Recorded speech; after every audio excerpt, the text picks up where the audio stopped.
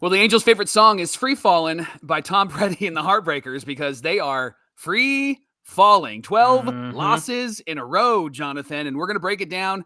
Plus, we're going to look at Reid Detmers and his pitch selection in another edition of Pitch Please. And we'll tell you all the hard decisions that the Angels need to make if they completely fall apart, and it looks like they're completely falling apart. You're Locked On with Mike and John, and this is Locked On Angels. You are Locked On Angels, your daily Los Angeles Angels podcast. Part of the Locked On Podcast Network, your team every day. Thanks so much for making Locked On Angels your first listen of the day. We're free and available wherever you get your podcast. Those listening on the audio side, you can rate and review the pod. Really helps us to get the word out about the Angels. Although 12 losses in a row, I think a lot of people know about the Angels right now. And if you're watching on the video side, you can subscribe and click the bell to be notified every time a new episode drops. And today's show is brought to you by rockauto.com. Amazing selection, reliably low prices, all the parts your car will ever need. Visit rockauto.com and tell them Locked On Angels sent you. Hey, thanks for joining us for another edition of Locked On Angels. You got the Frisch Brothers here with you, a.k.a. the Super Halo Bros. My name is John, and that's my brother Mike. And my name is Mike, and that's my brother John. Mike, I took the Trout hat off because he busted the slump, but it was not good enough to get us a win tonight. So it was only like a half measure. No half measures. No, we need a full measure. We need a full and complete renovation. That's what we need. That's right. That's right. A reboot. Yes. Well, last night's game was good on the pitching side. Noah Syndergaard had a really great start, and this has kind of been his trend lately. One really good start, one really terrible start, and then one really good start. So I'm hopeful that his next start won't be terrible, but 6 innings pitched, 5 hits, 1 run, 1 walk, 3 Ks, 99 pitches. And can I just say, hey, Joe, this is what happens when you let an ace-type pitcher stay in the game after 90 pitches. And if they get themselves into trouble, they're able to get themselves out. So thank you at least for doing that right. Yeah. Syndergaard seemed to lack an out pitch last night. He got 3 Ks, but he didn't fool anybody through like 61 pitches or something like that. Yeah. He didn't get a swing and miss until like the 61st or something. So I don't know what he can do unless he figures out a way to use that sinker to become a ground ball pitcher, because he had a lot of flyouts and of course a lot of ground outs, and he got through those 6 innings with some guts, but he doesn't have that 100-mile-an-hour fastball anymore, and that's the out pitch he used to have. He would give guys the off speed and then throw the heater. But if he's really got to figure it out. And Michael Wacha is a great example of a guy who has reinvented himself because he's not been great the last few years. And for Boston this season, he's done really well. And it's because he went through that reinvention mode. So I hope that Syndergaard can do something to work on an out pitch that's going to start getting these guys out. Yeah. GA said in the post game, he was talking about how Syndergaard got away with a lot of pitches in this game. He said he left a lot over the middle of the plate, and the Red Sox just couldn't make good contact. And I think, let's be honest, we've always suffered because of the umpiring. I think Syndergaard actually benefited last night because he had some strikes that probably weren't strikes. And I think it caused the Red Sox then to expand the zone and swing at some pitches that maybe they wouldn't swing at. And then they struck out on a couple of pitches that maybe were borderline, but they had to swing because the ump was giving that to Syndergaard. Yeah, and it seemed like the foul ball call over the base that was really close, they called fair, and that Wacha was pretty upset about. Kind of felt like a gimme for the blown 5th inning review call that the Angels got, because I think New York is just tired by the time they get an Angel game on the West Coast. So like, I'm in bed. What do you want? They're waking up going, what? Who? What do we need to do? Ugh. Can we talk about that call for just a moment? Please. Why is it on the TV side that they always show us the worst angle first? I know. Show us the close angle first. Don't show us what we just saw. We just saw that and we couldn't tell. So give us the up close. I hate that when they do that. And even Boston's bench knew that Stassi was safe. Did you see the shot of the bench? Like they were shocked and laughing. They were laughing. Yeah. And that's really what it's been like for the Angels. It's been laughable, right? Yeah, no kidding. What was up with the jungle ball play that happened that actually caused that run to score? It seemed like either Trout threw it offline or somebody wasn't in the right spot or they didn't hit the cutoff man, because I don't think that run scores if you hit the cutoff man. No. And Trout looks great when he's running down a ball. He looks terrible when he's throwing. And so I don't know what that is. Yeah. It seems like he's rushing. Last night, he was rushing that throw. And then it just became like Little League ball, where you're throwing the ball to second and it's going over the head. And I just don't know what's up with this defense, but maybe they're just all out of sorts. I don't like Rengifo at second base anyway, and it just feels like Rengifo is kind of bringing some bad vibes, bad juju from last year, right? Like, because they just were a mess, and then we couldn't do anything offensively. Right. Even our great players, I know that Trout did get a hit, but Ohtani's up in the 6th inning, and our mutual friend RJ texts me, and he says, Ohtani's swinging for the fences there. He's not swinging to try to get a hit or put the ball in play. He's swinging for a home run. And even in the 9th inning, he's swinging for a home run. He's trying to crush the pitch. Yeah. And in that inning, he swings at the first pitch, which, by the way, Wacha had 2 first pitch outs in the 9th inning. Like, what are we doing? What are we doing? Andrew Velasquez, you're not Shohei Ohtani. You're not Mike Trout. Yeah. You're stop trying to be Barry Bonds and stop swinging like you're going to hit a home run, because that's not you, dude. So stop doing it. Yeah. You can play great defense, but your bat, you're not Barry Bonds.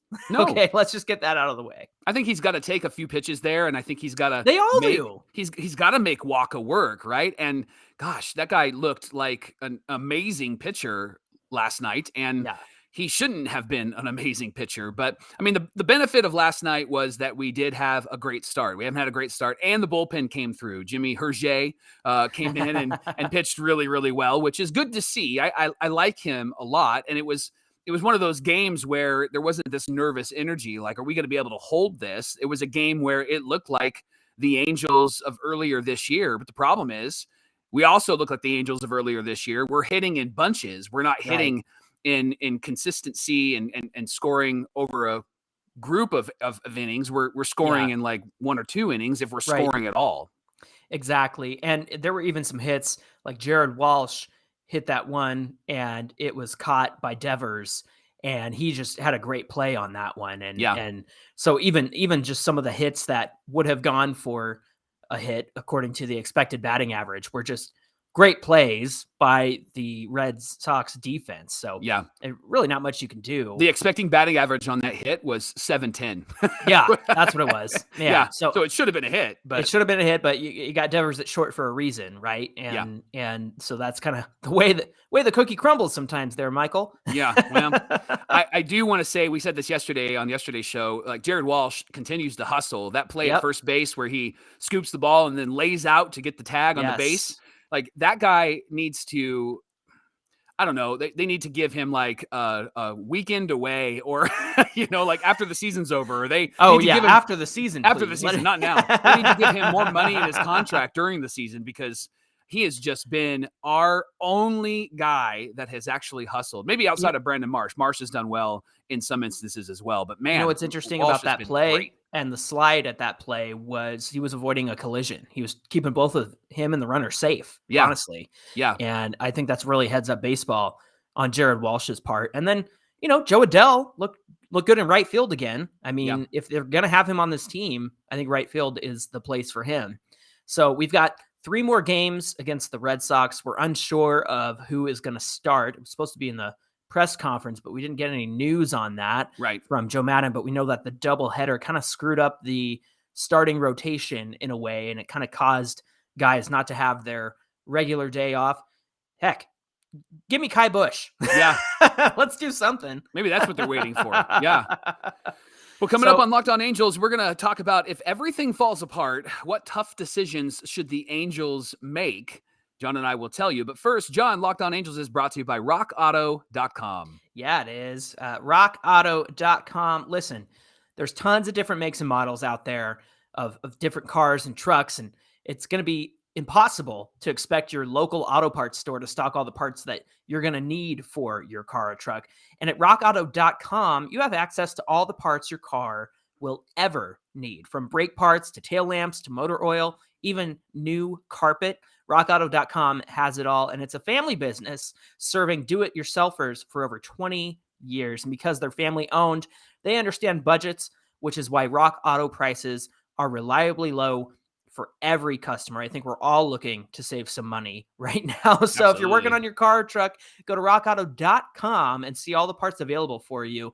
And when you do, make sure to write Locked On in their How Did You Hear About Us box. That way they know that Mike and I sent you. Amazing selection, reliably low prices, all the parts your car will ever need. Go to rockauto.com today. We appreciate you making Locked On Angels your first listen of the day, and we have an important favor to ask of you. We've put together a survey so that we can learn more about listeners just like you, and you can give us some insight into your favorite podcasts and how to make them better. This is your opportunity to tell us what you like and what you don't like about Locked On Podcasts. So go to lockedonpodcast.com/survey right now to get started, and it won't take you very long, and everyone that completes the survey will qualify for a chance to win one of 10 $100 Ticketmaster gift cards. You can take the survey right now. Go to lockedonpodcast.com/survey, and we really appreciate your help. Well, it's time for one of our favorite new segments, Pitch Please. I like the way you say that.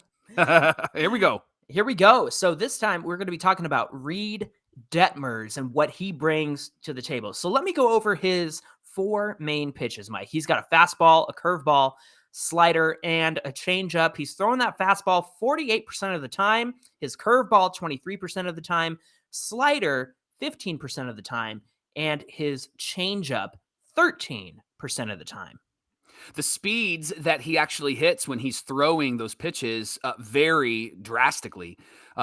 He throws a 93 mile an hour fastball. That's the average speed. His curve is 72 miles an hour. His slider is 82, and he throws a changeup around the same speed at about 83 miles per hour. And here's a note, John. Secondary pitches are more successful when they are about 10 miles an hour or more. There's a difference of 10 miles an hour or more between the fastball and an off-speed pitch. And so Detmers does average that. And here's why this is really important. Baseball Savant, great website if you haven't checked it out. It's for baseball nerds like you and I.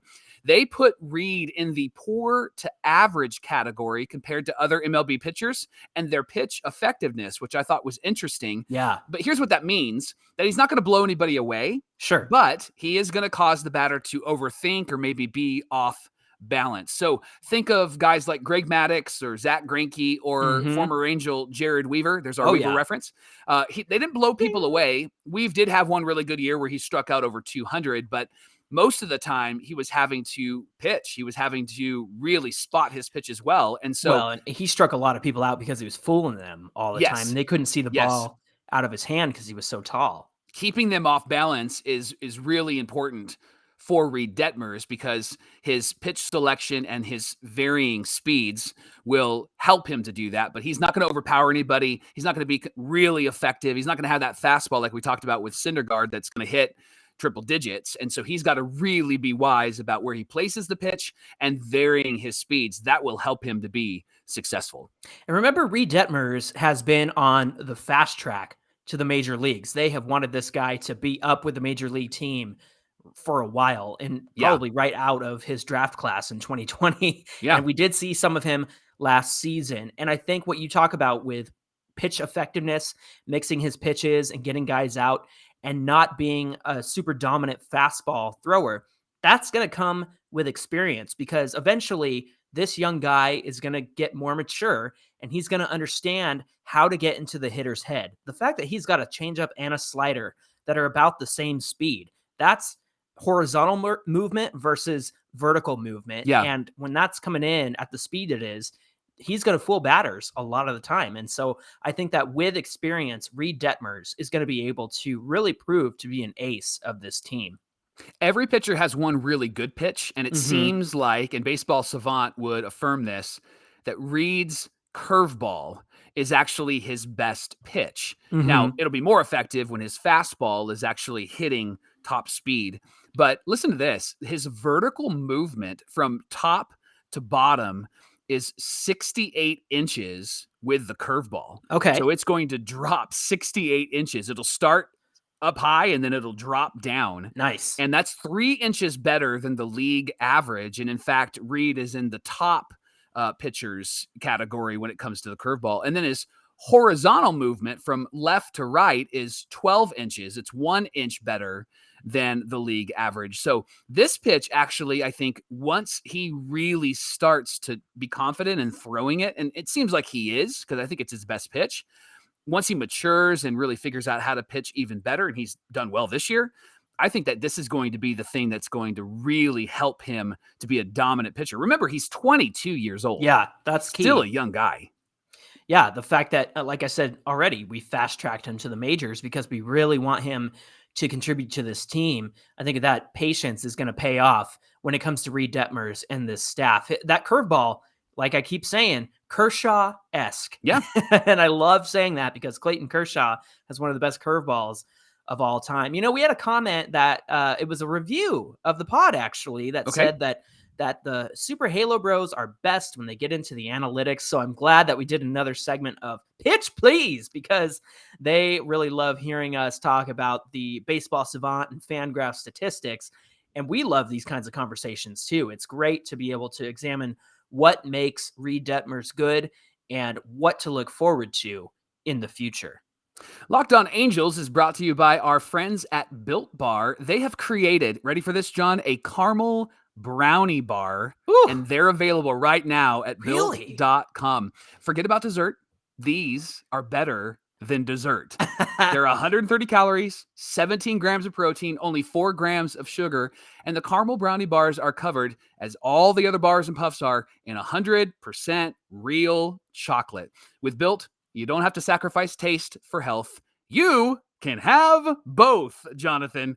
And all of Built bars are made with collagen protein, which your body actually absorbs more efficiently and provides a ton of health benefits. There are a million reasons that you should try a Built bar, but you should try a Built Bar, the caramel brownie bar, today. That should be your number one reason. They are tasty and they are healthy. So go to built.com right now and get a box of caramel brownie bars and use our promo code LOCKED15 and you'll get 15% off your order. That's built.com. Use our promo code LOCKED15. Get 15% off your order today. Okay, Mike, it's time to have the tough conversation of what if things fall apart. Now you might be thinking, ready.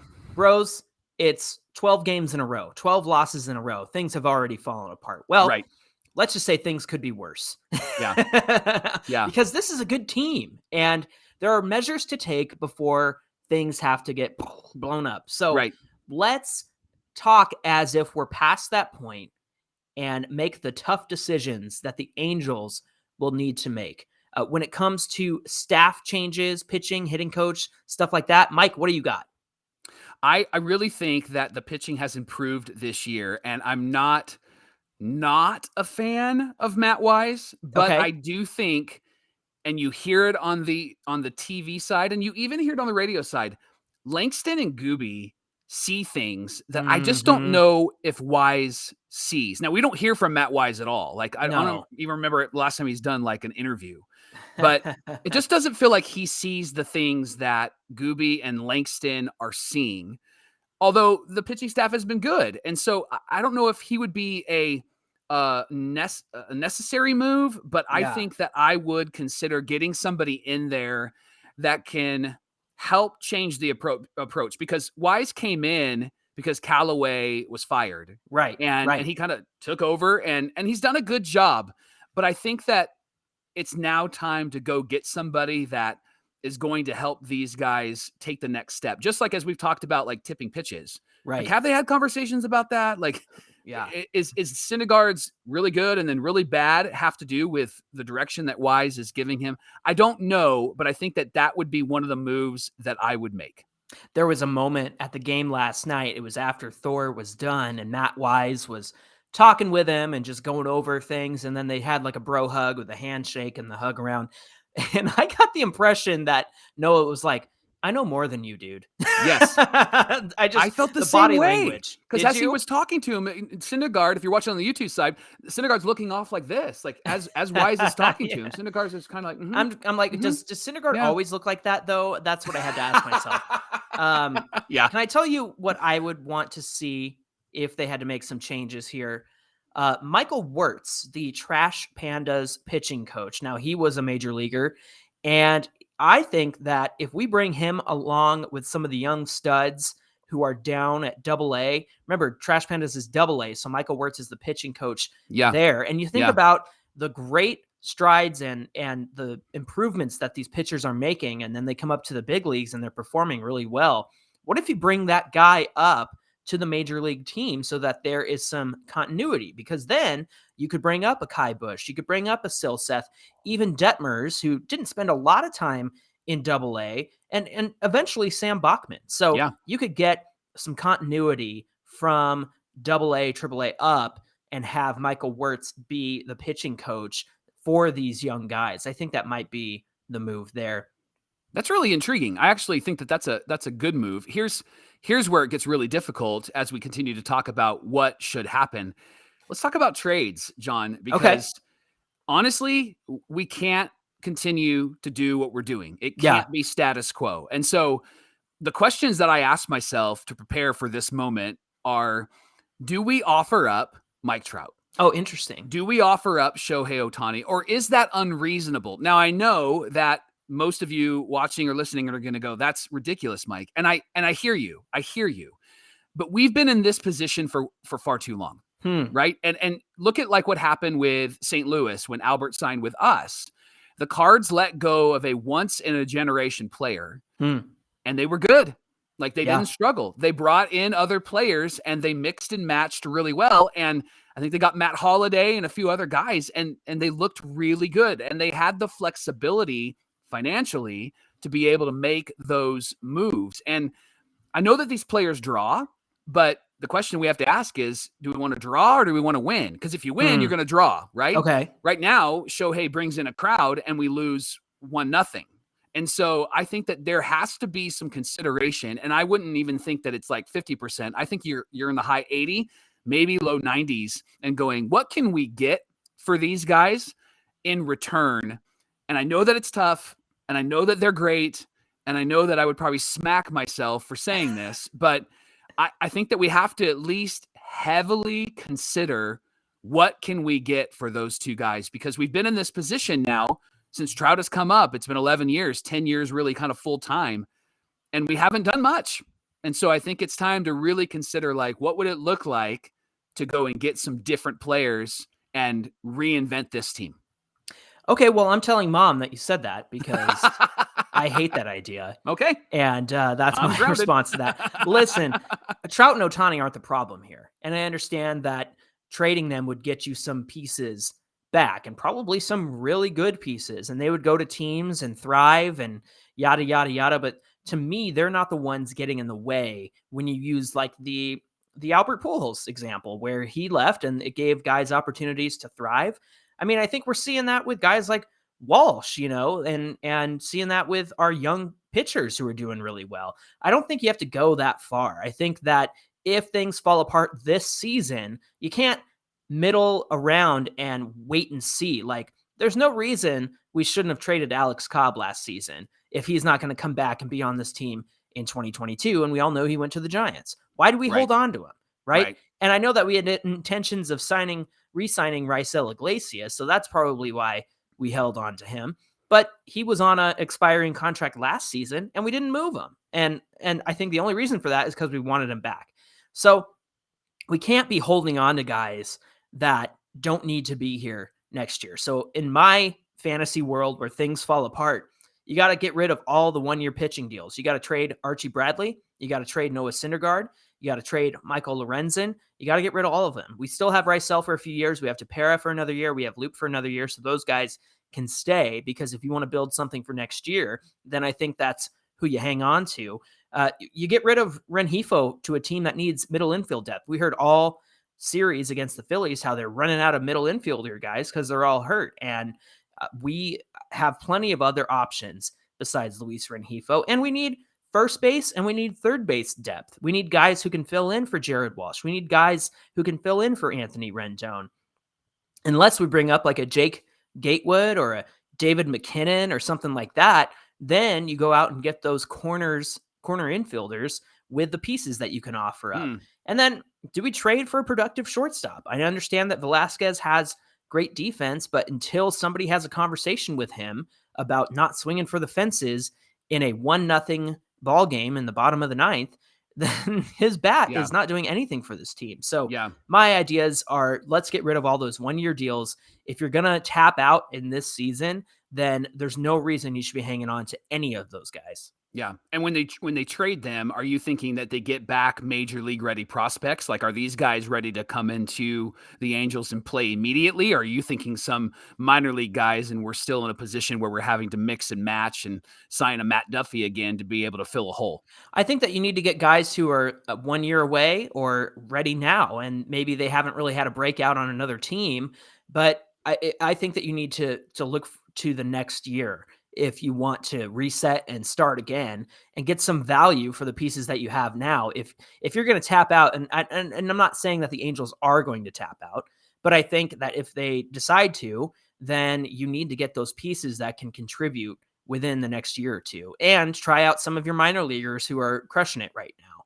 I think that's going to be difficult. I get trading away those guys that are on 1-year contracts, but I'm going to contend that we've been in this position for far too long, and we have one winning season to show for it. You're thinking rebuild. I'm thinking rebuild, and I'm thinking that you go and you get the Brandon Marshes and the Joe Adells from other teams, and we run with those teams with those players because we haven't been able to put anything together, and we're actually going to save some money, and then maybe perhaps we can really continue to invest in our pitching staff and maybe go get a frontline starter for this pitching rotation that is like a Justin Verlander-esque. I just feel like if it falls apart again, like we're going to kick the can to next year, and then maybe we'll have a great start again, but it's not going to get us anywhere if it's going to lead us to what we've done this year and what we've done last year and what we've done the year before. I mean, this is a merry-go-round that I want to get off of as an Angel fan, right? Right.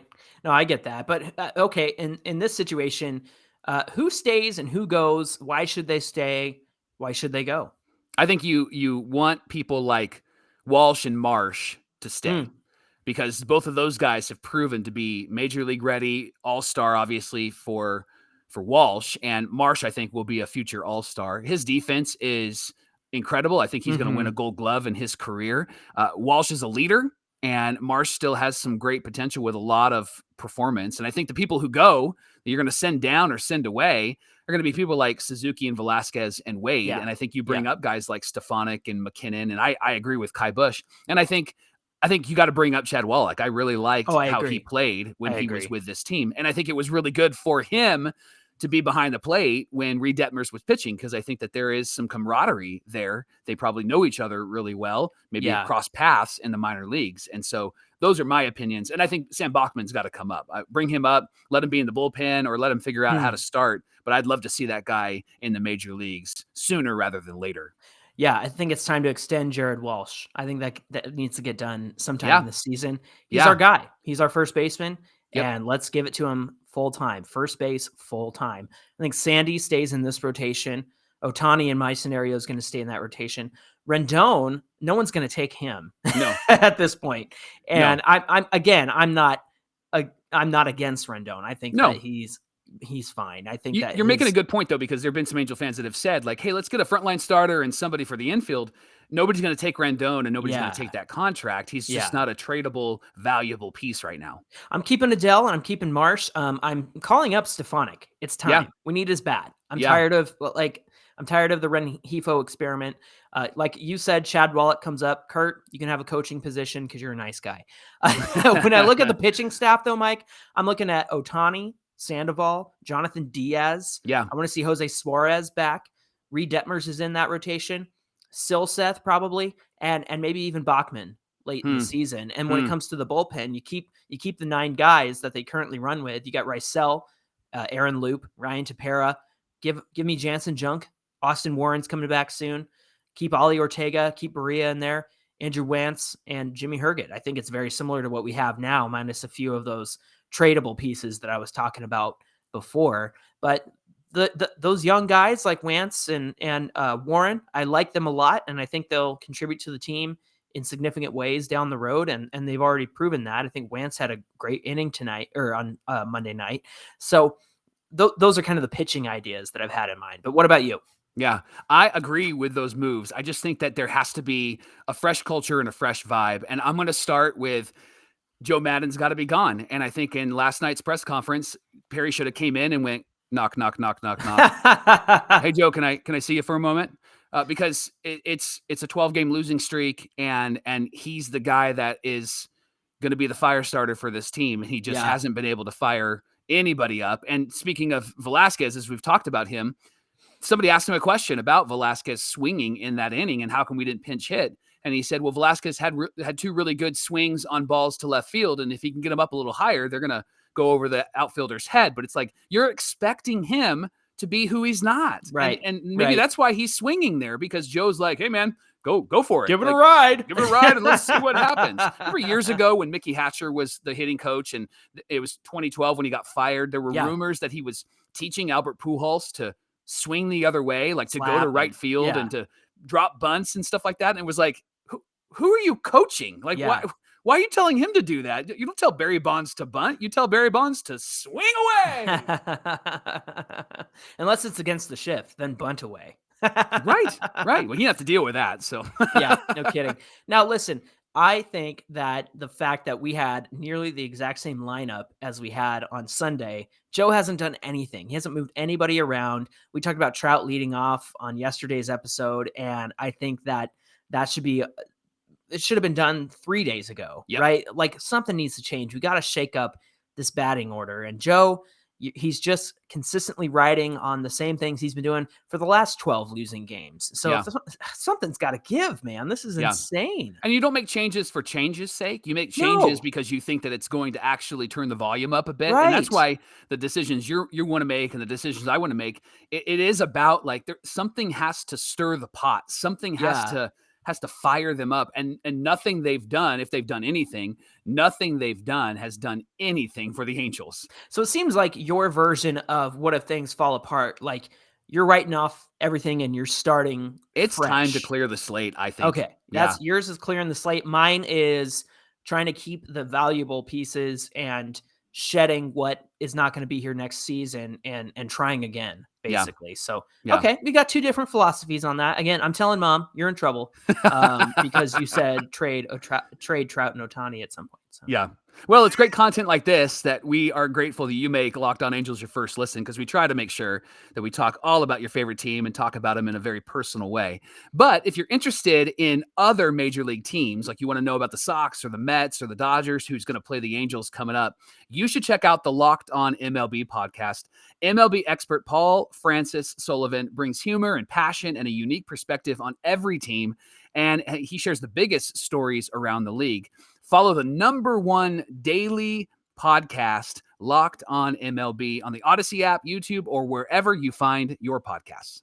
Hey, if you want to give us a follow on Twitter, you can reach us at Locked On Angels. And of course, you can connect with Mike and I at Super Halo Bros on Twitter and Instagram. And if you have any thoughts this week, give us a call on our voicemail line, 714-409-6396. That number will be in the episode description below this episode, and it's correct now. I fixed it. Thank you.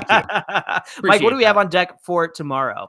Well, tomorrow we're going to hold Trout and Ohtani accountable. You can't lose 12 in a row and be the greatest of all time, and John and I are going to explain why. All righty, that sounds like an interesting conversation. We hope you'll come back tomorrow for more Locked On Angels. Until then, my name is John, and that's my brother Mike. And my name is Mike, and that's my brother John. Thanks for sticking with us. Thanks for sticking with this team, and we'll see you right here tomorrow.